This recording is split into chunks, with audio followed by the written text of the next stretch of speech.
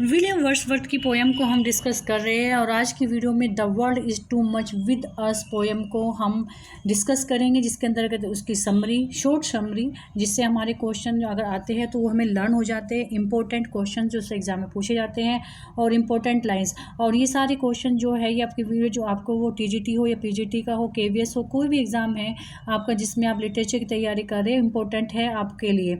अगर आप न्यू हैं तो मेरी जो आपका ये चैनल है आप इसको सब्सक्राइब करना ना भूलें। The world is too much with अस, ये बहुत ही बढ़िया पोएम है अगर मैं आपको बताऊं, और मेरी फेवरेट भी है और मेरे टीजीटी के इंटरव्यू में ये पूछी गई थी।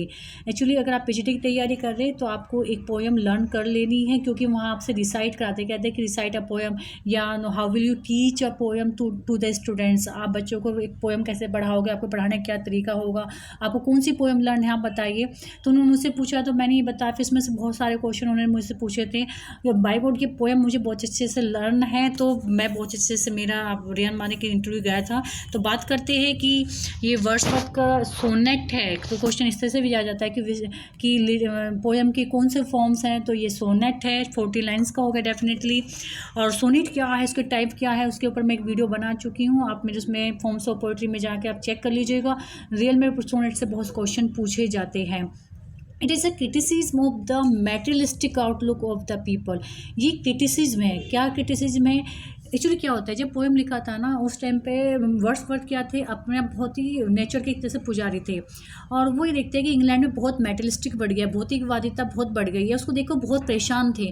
उसके आधार पर ये वीडियो लिखते हैं। जब पता है किसी भी पोएम का अगर आपको बेस पता चल जाए ना कि हम ये पोएम क्यों लिखी राइटर ने, तो पोएम की लाइनें भी बहुत जल्दी लर्न होती है। ये मेरा अपना पर्सनल एक्सपीरियंस है। जब तक मुझे इसकी हिंदी नहीं पता था, मैं तो उसका बेस नहीं पता था, तो मुझे लाइन भी रटनी पड़ रही थी। लेकिन जैसे ही मुझे उसका बेस पता चल गया तो, और मैंने 14 लाइन्स को देखा, पढ़ा, तो आप यकीन नहीं करो 2 and 3 टाइम्स में मेरी वो ऑन फिंगर मेरी हो गई, यानी कहीं भी मैं उसको रिसाइट कर सकती हूँ। तो इसी तरह से अगर आप पोएम लर्न करनी है तो उसका बेसिक जानिए, बेसिक जानते ही आपके लिए बहुत सारे क्वेश्चन क्लियर हो जाते हैं। तो एक क्रिटिसिज्म होता है वर्ड्सवर्थ का किस पर, जो पीपल का मेटेरियलिस्टिक आउटलुक होती है। गेटिंग एंड स्पेंडिंग है become the chief concern in life.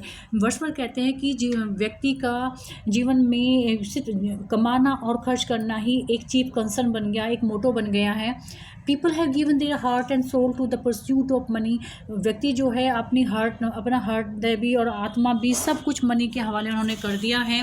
They do not appreciate the beauty of nature. वो नेचर को कोई अप्रिशिएट नहीं करते, नेचर के लिए कोई टाइम नहीं है, नेचर के बीच में कोई टाइम स्पेंड नहीं करते हैं। The poet likes to be a pagan so that he may remain touch of with the nature.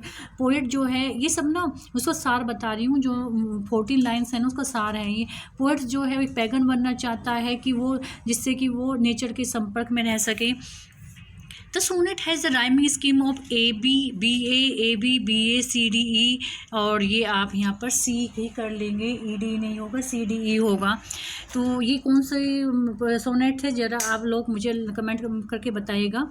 This sonnets has the rhyming scheme जो है A B B A C D E. Next हम बात करते हैं, the poet has mentioned the 2 sea gods. ये important question है कि poet ने इस पोएम में कौन से जो 2 सी गोर्स थे कौन कौन से थे। एक तो फर्स्ट प्रोटिस एंड दूसरा था ट्रिथॉन, और कंपोज हुई थी 1802 में। इंपॉर्टेंट है question. The poem was first publish in poems in 2 volumes. आप सभी जानते हो कि वर्ड्सवर्थ का जो 2 वॉल्यूम्स था 1807 में पब्लिश हुआ था, तो उसी में ही ये पोएम पब्लिश हुई थी। Like most Italian sonnets it's 14 line written iambic pentameter. मैंने क्वेश्चन पूछा भी था और यहाँ पर भी आ गया। एक्चुअली मैं क्वेश्चन इस बीच में इसलिए पूछती हूँ जिससे आपने जो चीज़ याद करी वो याद है नहीं है। तो इटालियन सोनेट की वो रिदम थी, 14 लाइन्स थी और आइम्बिक पेंटामीटर था। तो आइम्बिक पेंटामीटर तो मैं आपको काफ़ी बार बता चुकी हूँ, नहीं पता है अगर न्यू है तो आप मेरी प्लेलिस्ट में जा सकते हैं, जो बिल्कुल मैंने स्टार्टिंग से बताया है। आइम्बिक पेंटामीटर को समझने के लिए आपको सिलेबल समझना होगा, फुट, मीटर और आइम्बिक ऑल्सो, ये सब चीज़ समझने के बाद ही आइम्बिक पेंटामीटर समझ में आता है। अब इसकी जो पॉपुलर लाइन है, फर्स्ट ऑफ ऑल तो मोस्ट फेमस है, the world is too much with us, late and soon getting and spending. तो ये लाइनें बिल्कुल लर्न कर लीजिएगा। फर्स्ट ही लाइन है उसकी ये, we live waste our powers let we see nature that is ours. हम अपनी पावर को जो वेस्ट कर रहे हैं और बहुत ही कम देखते हैं, जो कि नेचर में बहुत कम देखते हैं कि जो कि हमारी हैं। ये पोएम ना बहुत ही प्यारी है, बहुत ही अच्छी है। We have given our hearts away a sordid boon the sea that bares her bosom to the moon. तो जो मैं लाइनें बीच बीच में आपको दे रही हूँ बिल्कुल पक्का लर्न कर लीजिएगा, एग्जाम के पॉइंट ऑफ व्यू से बहुत इंपॉर्टेंट है। We are out of tune, ये एक लाइन भी कहीं पूछा गया था एग्जाम में। It moves us not great God I'd rather be pagan suckled in a creed out. ये था ना, मैंने पहले बताया कि जो पोएट है वो पैगन बनना चाहता है। तो ये लाइनें हैं, बहुत अच्छी हैं ये लाइनें। सो माय डियर फ्रेंड्स, ये छोटा सा व्यू था, समरी पॉपुलर लाइंस, एंड इसमें से जो क्वेश्चन बन सकते हैं आप नोट कर लीजिएगा। और इसकी PDF में आपको टेलीग्राम चैनल पर आपको मिली जाएगी। टेलीग्राम चैनल पर आप सबको अगर जो वीडियो नहीं मिल पा रही है, आप मुझे कमेंट बॉक्स में कमेंट करके बता दीजिएगा। और वीडियो को लाइक और शेयर करना ना भूलें। It's your responsibility. बाय।